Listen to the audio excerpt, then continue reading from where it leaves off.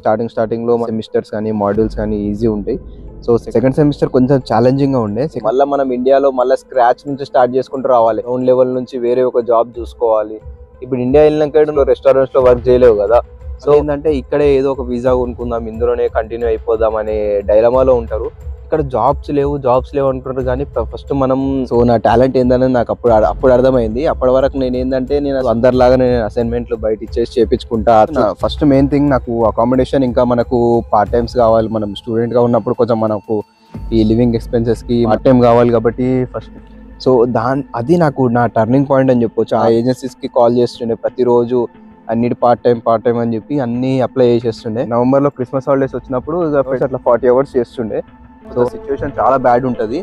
ఎంత బ్యాడ్ అంటే అసలు మీరు దాన్ని అసలు ఊహించుకోలేరు. అంత బ్యాడ్ అయిపోతుంది మొత్తం సిచ్యువేషన్. మనకు షిఫ్ట్లు దొరకవు, ఏ వేర్ హౌసెస్ లో రిక్రూట్మెంట్ అవ్వదు. అవి మనకి దేనికి సరిపోకపోతుండే. మనకి అకామిడేషన్ కానీ, రెంట్కి కానీ, మన లివింగ్ ఎక్స్పెన్సెస్ కానీ దేనికి సరిపోవు అనమాట.